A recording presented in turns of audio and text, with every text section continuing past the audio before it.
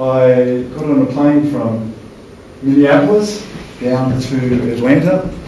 Probably got robbed at the Amtrak station. As you do. Could have been worse, it might have been the Greyhound station. But ended up spending 3 days waiting for an emergency credit card to turn up in Clemson, South Carolina, and started the 6th of the 12 long walks, which was called the Southeastern Serpentine Trail. Now, there's probably a lot of experienced hikers in this room, and you're probably thinking, Southeastern Serpentine Trail? I've never heard of that one. And there's a good reason I made it up.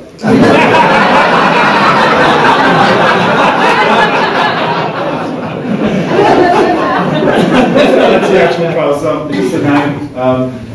For obvious reasons, it winds its way snake-like through the southern Appalachians, and it was a combination of 4 hikes. The Foothills Trail, the Bartram Trail, the Smoky section of the AT, and the Benton Mackay trails. And I guess my reasoning behind this particular hike was I wanted to experience parts of the southern Appalachians that maybe weren't as well trodden or as frequented as the AT corridor, and certainly fitted the bill. I started 5th of November, because I'd come so far south to South Carolina, managed to catch the end of the fall colours down there. And after the foothills, this is one of my favourite photos of the 12 walks, the 38-mile stretch of the Bartram Trail in Georgia. One of the things that made it memorable was beautiful old, probably my favourite trail markers in any hike I've ever done. Just that weathered appearance and the classic Roman font, it just really helped to make it.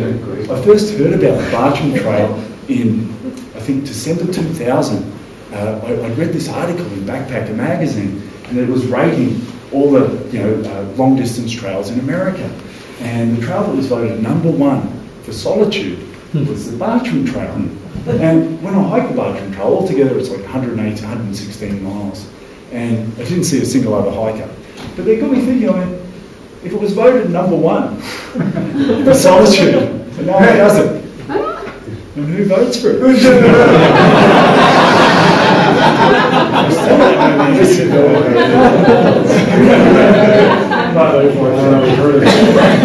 really like the trail markers. This was my beloved MLD poncho tarp, which was with me on the first 11 of the 12 through hikes. Clingman Stone, mid-November. The views weren't spectacular that day. Smokies.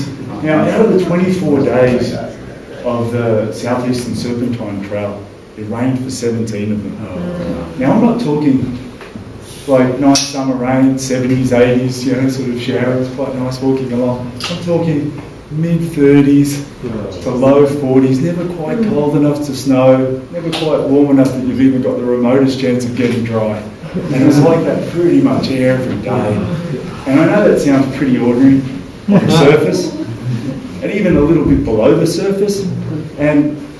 But I know I've always looked upon such times as really a gift, because you think about it, it's very easy to consider yourself a nature lover when you're hiking along the John Muir Trail or the Pacific Crest Trail in the middle of the hiking season. Beautiful, well-maintained trail, gorgeous alpine peaks to gaze at, lakes to swim in. Wouldn't be a nature lover. But it's really only when you get out and you put yourself in these sort of difficult conditions or terrains for an extended period of time. Obviously you need the skills and the gear to do it, but you put yourself out at those times, and that's when you really know if you love nature unconditionally. So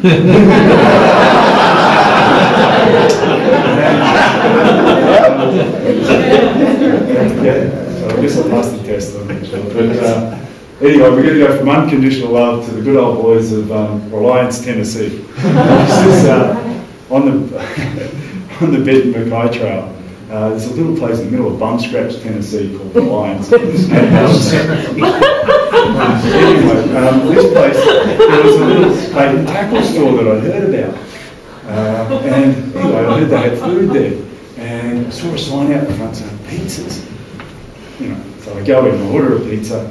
And there's this bunch of good old boys sitting over here. There's about 5 of them. One of them heard me speaking to the lady behind the counter. And he said, I can't do this southern accent, but he says, "You ain't from the south, are you, boy?" So I turned around down and looked at him and I said, mate, believe it or not, I'm actually more of a southerner than you are.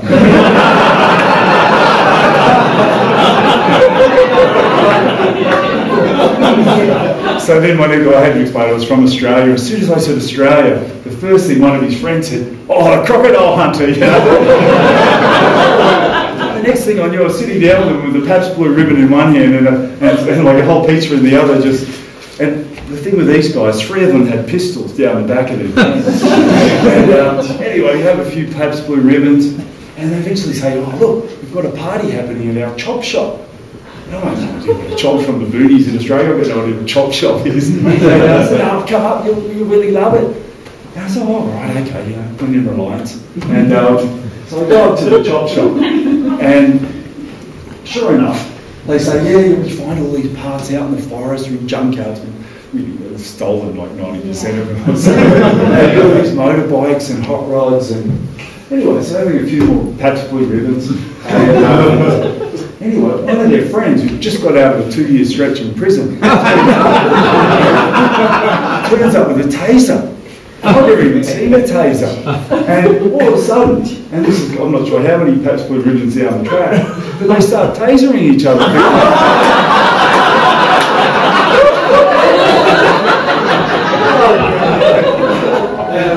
They're just sort of stepping back in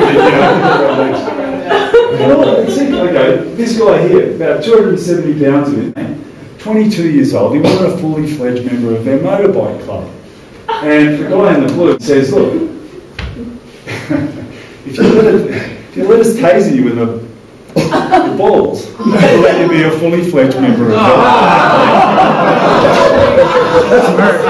And I'm thinking, you've got to be kidding. And I kid you not, without even a moment's hesitation, he drops his strides all the way to the floor. The guy leans over and saps him right in the Jacobs. Right,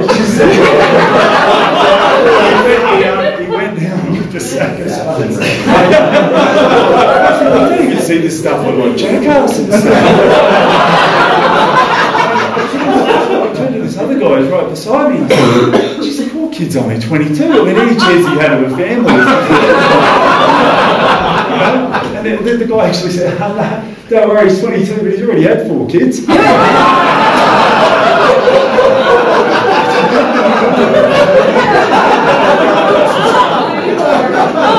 lights didn't see. Anyway, I got back on the trail the next day, testicles intact, and a